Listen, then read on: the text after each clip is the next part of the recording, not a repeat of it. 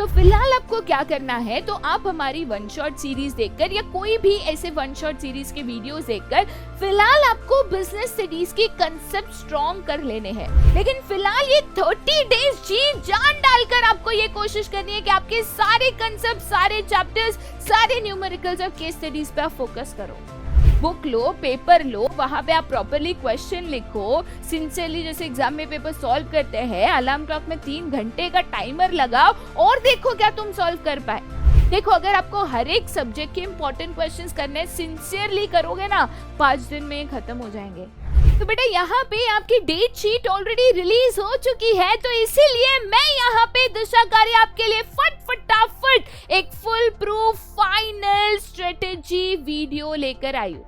Last 45 days है आपके हाथ में, लास्ट 45 डेज। अब किस चीज के लिए रुके हो? अब क्या क्या देखकर अब सिंसियरिटी आएगी? भाई देखो, प्री बोर्ड्स हो चुके, डेट शीट आ चुकी, एग्जाम्स आ गई है। अब हाँ, ये उम्मीद लेकर बैठे हो कि भाई कोरोना आ गया तो हमारी एग्जाम कैंसिल हो चुकी, तो भाई इसको भी छोड़ दो और अब आपको जोरदार यहाँ पे तैयारी शुरू करनी है।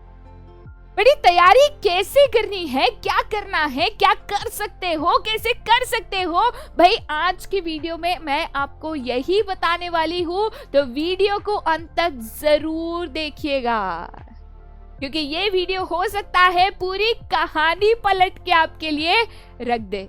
ठीक है, तो भाई ऐसा क्या है इस वीडियो में, तो देखिए तो समझ जाओगे। ठीक है, देखिए सबसे पहली चीज यहाँ पे जो मैं आपके साथ डिस्कस करूंगी वो है आपकी डेट शीट। अब आप बोलेंगे मैम ये तो हमें ऑलरेडी पता है यार, निक्कू भैया हमें बता चुके हैं, लव सर हमें बता चुके हैं, आप भी सेम ही चीज बता रहे हो। रुको जरा, पेशेंस मेरे दोस्त। देखिए यहाँ पे डेट शीट कब कौन सा पेपर है, मैं ये इसको डिस्कस करने नहीं आई हूँ, बट इस डेट शीट के मुताबिक कैसे आप अपनी स्टडी को प्लान कर सकते हो, कैसे आप अपने सब्जेक्ट्स को प्लान कर सकते हो, कब रिवाइज करोगे, कब पेपर सॉल्व करोगे, कब पढ़ाई करोगे, इसको प्लान कर सकते हो, ये हम यहाँ पे डिस्कस करेंगे। अब देखिए, मैं वर्स्ट केस सिनेरियो यहाँ पे मानकर चल रही हूँ कि बच्चे ने अभी तक नहीं पढ़ाई की शुरुआत की, अभी तक ये सोच रहे हो कि भाई कौन से बुक से हम पढ़े, क्योंकि है कुछ ऐसे बच्चे और मैं जानती हूँ। तो भाई मैं वर्स्ट केस सिनेरियो यहाँ पे पकड़ के चल रही हूँ कि 45 दिन है मेरे पास, 45 दिन में कैसे पढ़ाई करके मेरे को अच्छे मार्क्स लाने अगर मैंने अभी तक शुरुआत नहीं की। तो सबसे पहले शांति से बैठो और एक प्लान बनाओ। देखिए मेरे पास सामने यहाँ पे है मेरी डेट शीट जो मेरी CBSE की वेबसाइट पे रिलीज हो चुकी है कि भाई कब मेरा एग्जाम है। अब इस डेट शीट की बात करें तो इसमें English, economics, business studies and accountancy, इसके पेपर तो सबको देने क्योंकि ये है आपके कंपलसरी सब्जेक्ट्स। उसके बाद 2 ऑप्शन जो आपको मिल रहा है वो आपको यहाँ पे मिल रहा है अप्लाइड मैथमेटिक्स एंड IP का। ठीक है, मैं पहले एक एक करके डिस्कस कर रही हूँ भाई मेरे, मुझे पता है कि और भी चीजें आपने ऑप्ट की है। कोई बच्चा कहेगा मैम एंटरप्रेन्योरशिप वाले को तो इज्जत ही नहीं दे रहे, कोई बोलेगा मैम फिजिकल एजुकेशन वाले दिखते नहीं क्या। अरे शांति रखो। देखिए यहाँ पे मैं आपको एक जनरल आइडियोलॉजी बता रही हूँ कि शुरुआत कैसे करोगे। अब मान के चलो कि यहाँ पे मैं एक ऐसी स्टूडेंट हूँ जिससे यहाँ पे ऑप्शन में लिया है अप्लाइड मैथमेटिक्स, जैसे ऑप्शन में क्या लिया है अप्लाइड मैथमेटिक्स।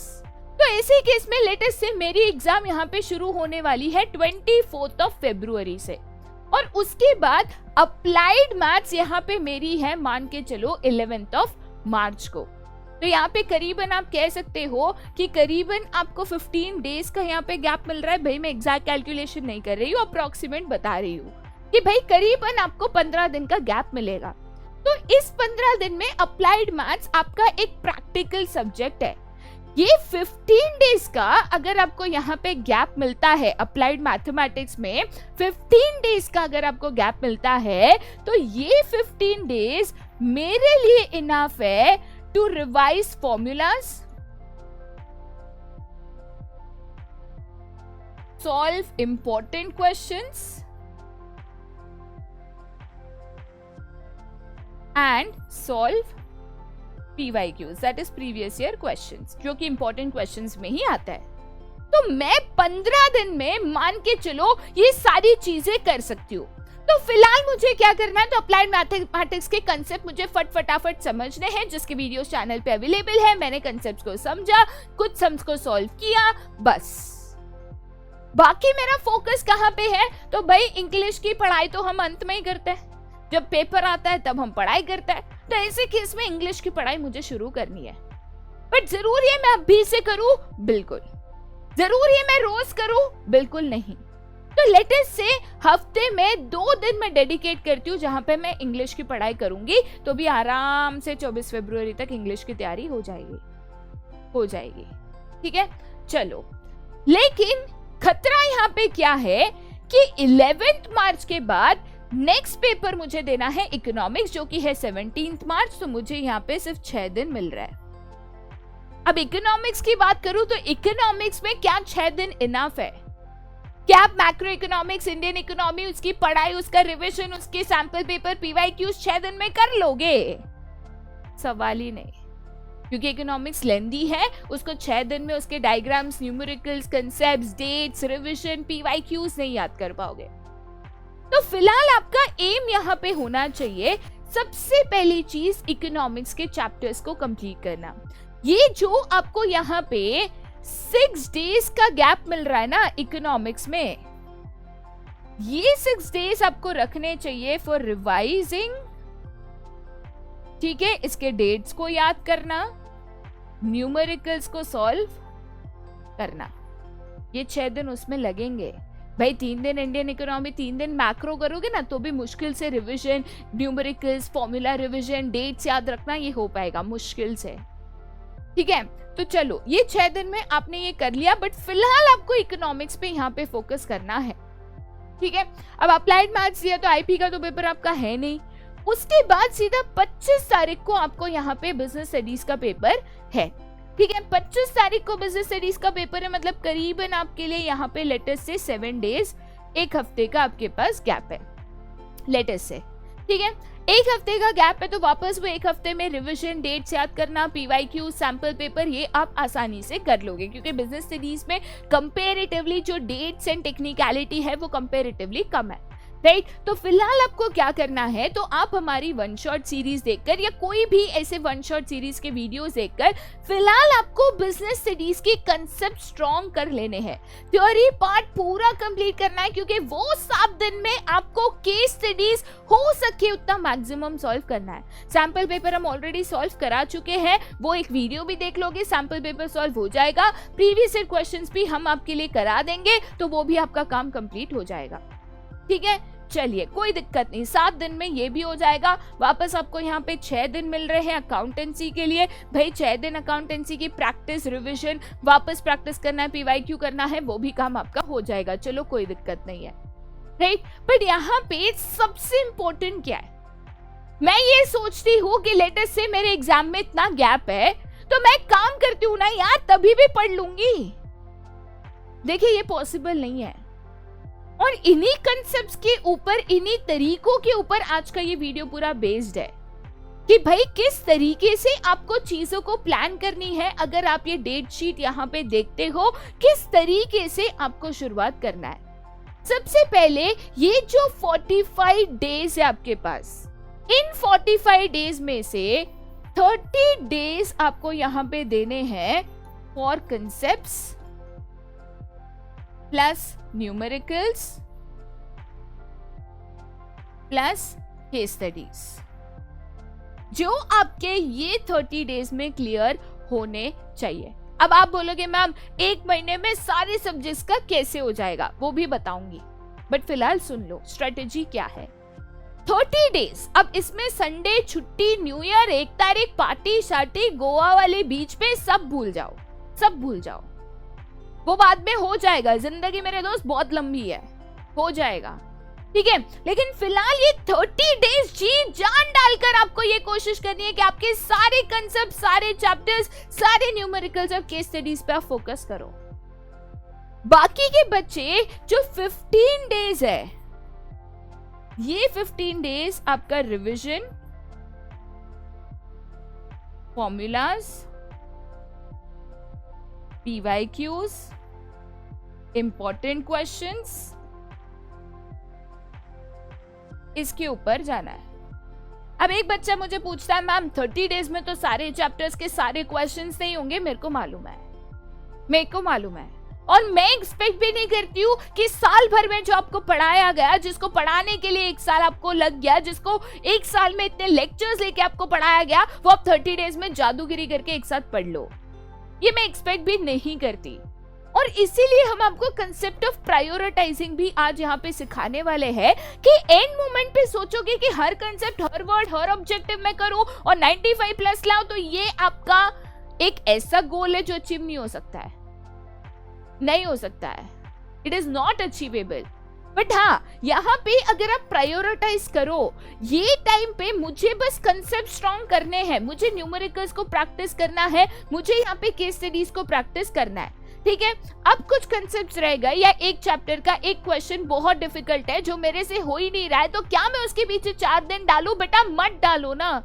अरे ऑप्शंस है ना आपके पास, और ऑप्शन नहीं भी है तो कितने मार्क का आएगा? 6 मार्क का, तो उसके लिए 94 मार्क्स अब छोड़ दोगे? अरे ऐसा कैसा? 80 मार्क्स अभी पेपर है, 6 मार्क का आया तो भी 74 मार्क्स छोड़ दोगे क्या? नहीं ना, नहीं हो रहा है उसको छोड़ो। 80% तो कंप्लीट करोगे सिलेबस, 20% डिफिकल्ट होगा, उसको छोड़ो फिलहाल, ठीक है। ये 30 डेज में आपका अगर 70% सिलेबस पे आपने कर लिया, फिर आपको जो previous year question, sample papers, revision, important questions है वो करना है। तो कहीं ना कहीं आपका 90% पेपर रिवॉल्विंग अराउंड वही क्वेश्चंस आएगा। उससे ज्यादा क्या चाहिए? ठीक है। तो देखिए, सबसे पहली चीज तो आपको ये करना है कि पढ़ाई की शुरुआत आप आज से करोगे। बच्चा कहता है कि मैम 15 दिन का गैप है, तब कर लेंगे। कैसे कर लोगे? 15 दिन में सब कुछ कर लोगे और फिर नहीं कर पाए, स्ट्रेस आया, टेंशन आ गया, फिर क्या करोगे? 2 दिन कभी बीमार पड़ गए तो क्या करोगे? बताओ तो क्या करोगे? ऐसे मत करो, ठीक है। नेक्स्ट इंपॉर्टेंट बेटा चीज है यहाँ पे, start solving sample papers and PYQs. अगर आपको लगता है लेटेस्ट से कि यहाँ पे अगर मैं कोई भी सब्जेक्ट लेती हूँ, लेटेस्ट से इकोनॉमिक्स, ठीक है, तो मुझे लगता है कि इकोनॉमिक्स का मेरा 75% यहाँ पे पढ़ के हो गया है, 75% हो गया है तो भी कोई दिक्कत नहीं है। तो अब मेरा एम होना चाहिए कि मैं यहाँ पे sample papers, PYQs, important questions, इसकी शुरुआत करूं। देखो एक चीज समझ लो, the more you practice the more you revise, better आपको याद रहेगा। जितना बेटर याद रहेगा उतने बेटर आंसर्स लिख के मार्क्स स्कोर कर पाओगे। सेकेंड चीज, कभी भी प्रैक्टिस की बात करती हूँ तो इसका मतलब ये नहीं है कि आप अंधाधुंध प्रैक्टिस करो। एक बच्चे को कहा कि बेटा प्रीवियस ईयर पेपर आपको सॉल्व करना है, उसने बोला ठीक है मैम। एक पेपर उसने निकाला, प्रीवियस ईयर का पेपर लिया, हर एक क्वेश्चन का उसने आंसर मार्क कर दिया, fill in the blanks paper में ही जो ब्रीफ क्वेश्चन थे उसके पॉइंट्स, मेन पॉइंट्स लिख दिए। अरे मेरे को सारे क्वेश्चंस आते हैं, अरे सारे क्वेश्चंस आते हैं, बट तूने पेपर प्रेजेंटेशन कहाँ किया है? टाइम में पेपर कंप्लीट होगा कि नहीं? तेरी स्पीड मैच हो रही है, नहीं हो रही है? क्या तुम लिख पाओगे, नहीं लिख पाओगे? क्या वो मैच किया? क्या तुमको पता है कि तुम्हारी हैंडराइटिंग अच्छी आएगी? क्या तुमको पता है कि तुम्हारे उतने टाइम में पेपर कंप्लीट होगा? अरे बोलने के लिए 3 घंटे, बट एग्जाम के टाइम 3 घंटे ना यहाँ पे बॉम्ब की तरह होते हैं। टिक टिक टिक, एक मिनट कब खत्म होता है ना, रियलाइज भी नहीं होगा तुम्हें। तो जब मैं प्रैक्टिस कहती हूँ उसका मतलब ये नहीं है तुमने पेपर निकाला, देखा मेरे को सारे क्वेश्चंस आते, ओवर कॉन्फिडेंट हो गए, तुम गलत हो। क्योंकि पेपर में आंसर्स आने से ज्यादा उसको पेपर में डालना इन अ प्रॉपर मेथड ज्यादा जरूरी है, क्योंकि मार्क्स उसी से मिलता है। तो सॉल्विंग का मतलब प्रैक्टिकली सॉल्व करो। एक टेबल लो, वहां पे बुक लो, अरे बुक में सॉल्व करो, रफ पेपर में सॉल्व करो, उससे कोई लेना देना नहीं है। बुक लो, पेपर लो, वहां पे आप प्रॉपरली क्वेश्चन लिखो, सिंसियरली जैसे एग्जाम में पेपर सॉल्व करते हैं, अलार्म क्लॉक में 3 घंटे का टाइमर लगाओ और देखो क्या तुम सॉल्व कर पाए। अरे एंड में खुद पता चल जाएगा नैया कितनी पानी में है, ठीक है। तो यहाँ पे बहुत ही इंपॉर्टेंट है कि अभी तुम राइटिंग पेपर पे भी ध्यान दो, फोकस करो। Paper writing skills equally important होते हैं, और वहीं पे बच्चा मार खा जाता है। लगता है बस पढ़ाई करना है, पढ़ाई किया ठीक है, बट उसको पेपर में डाल पाए क्या? फिर ऐसी पढ़ाई करके भी क्या ले लिया तुमने, बोलो तो। हमें को बोलोगे मैम पढ़ तो लिया ना, नॉलेज इज इंपॉर्टेंट, दिल पे हाथ रख के बोलो, मार्क्स नहीं आए तो भी चलेगा, बोलो। फेवरेट कॉलेज में 1 मार्क के लिए एडमिशन रह जाएगा ना, तब वो यहीं से बहने वाला है। तो देखिए, इस चीज को हमेशा याद रखिए, when I say practice, you need to practically write the papers and practice.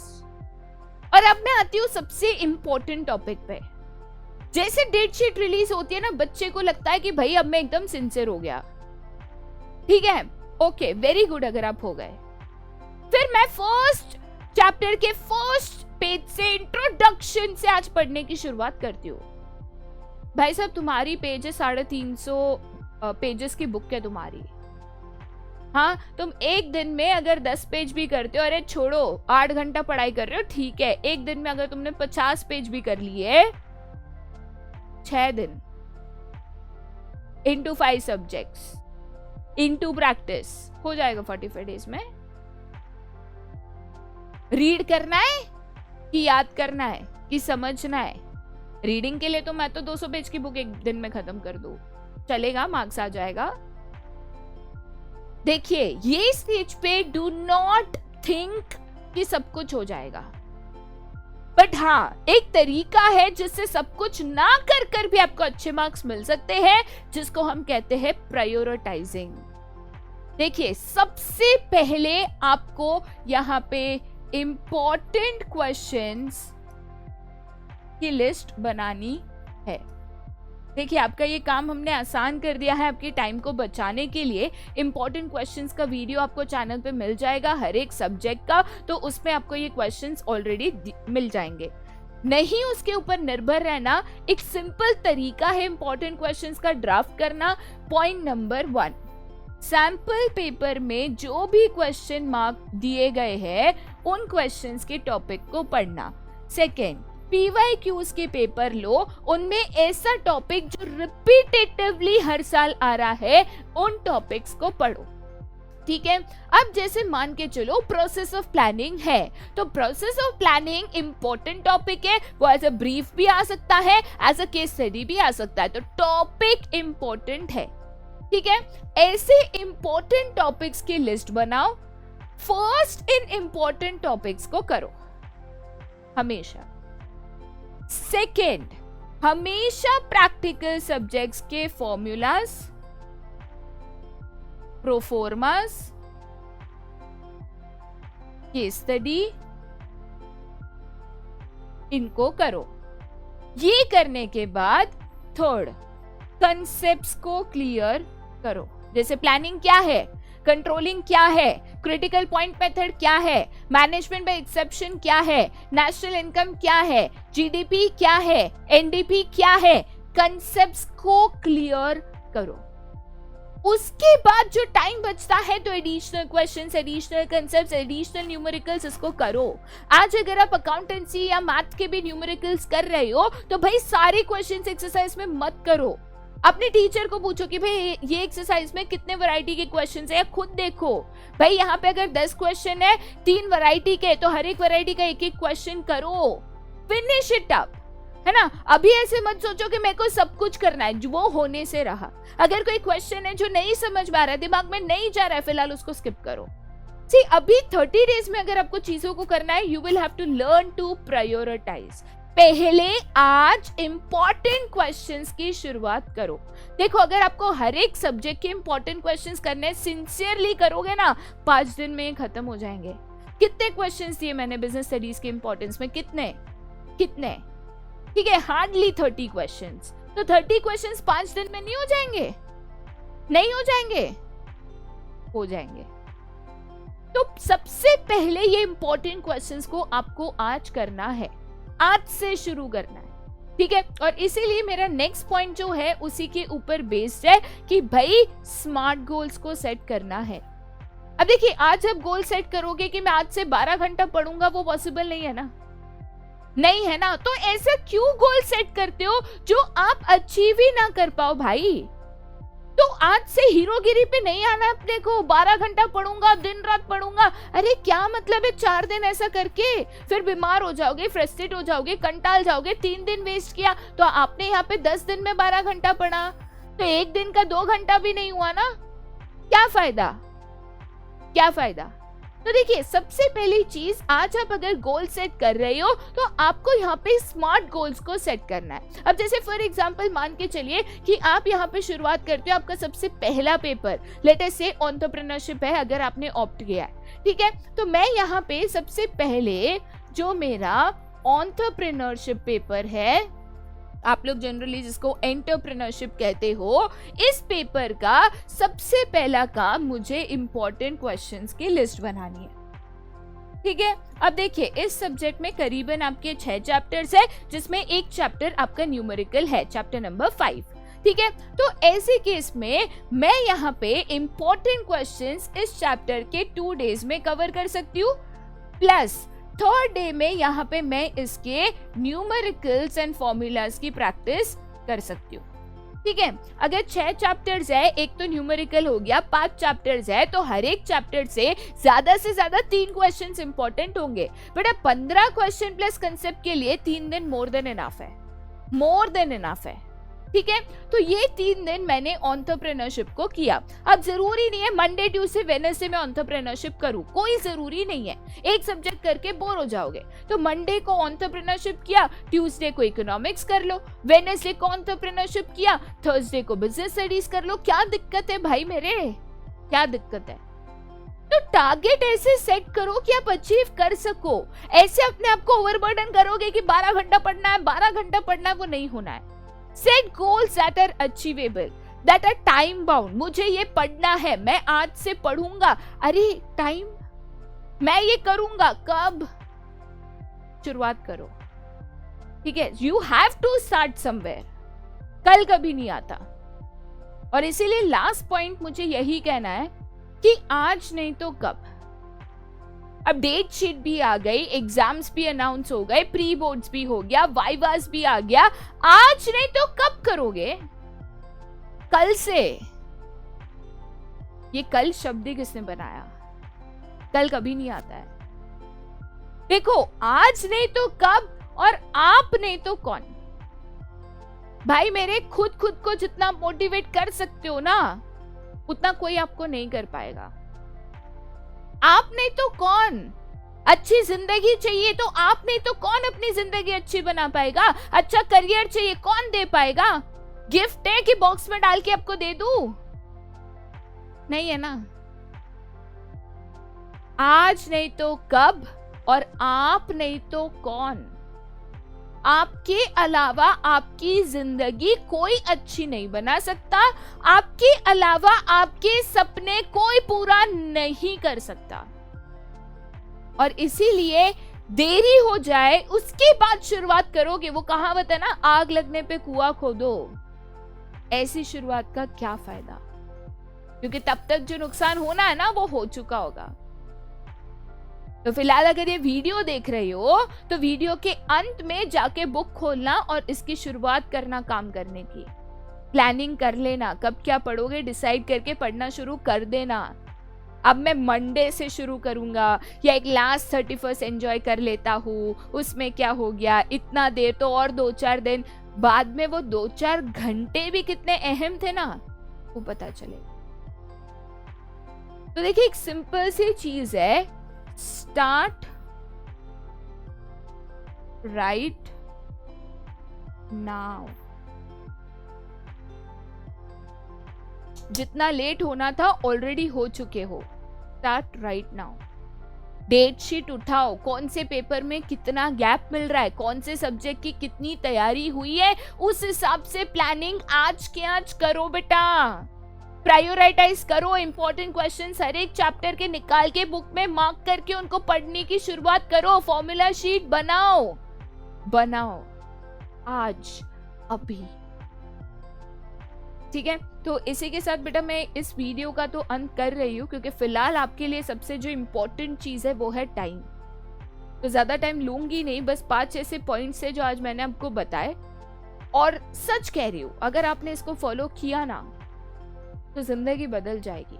और ये याद रखना कि खुद की जिंदगी को बदलने का पावर आपके अलावा किसी के पास नहीं है, न था, न रहेगा। तो अगर कुछ करना चाहते हो ना तो करोगे, बट शुरुआत अभी करो, अभी के अभी। ठीक है, बाकी आपके लिए हम हैं। अगर आपको लगता है कि कोई दिक्कत आ रही है, कोई परेशानी हो रही है, कुछ डाउट्स है, कोई सब्जेक्ट पढ़ के नहीं हो रहा है, कोई सब्जेक्ट नहीं आता, कुछ क्वेश्चन है जो समझ में नहीं आते, जो भी आपके दिमाग में डाउट्स है, तकलीफें हैं, हमें बताओ, हम उसको आपके लिए बिल्कुल सॉल्व करेंगे। बट बताइएगा नीचे कमेंट सेक्शन में जरूर, ठीक है। दोबारा ऐसे वीडियोस के साथ हम जरूर मिलेंगे, बट आज के लिए यहीं पे bye, have a nice day and शुरुआत जरूर करना।